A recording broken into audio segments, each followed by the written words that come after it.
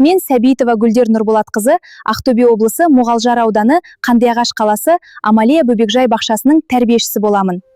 Бүгін сіздерге балабақша тәрбиеленушілеріне арналған жобаммен таныстыратын боламын.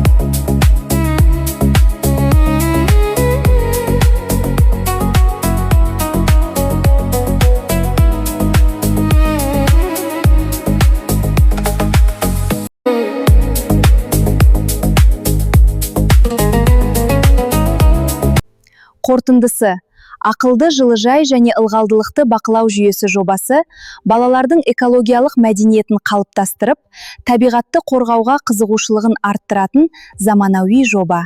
Нәтижесінде балалар өсімдікке қамқорлық жасау, суды үнемдеу, табиғатты қорғау, технологияны тиімді пайдалануды балабақшадан бастап үйренетін болады. Назарларыңызға рахмет.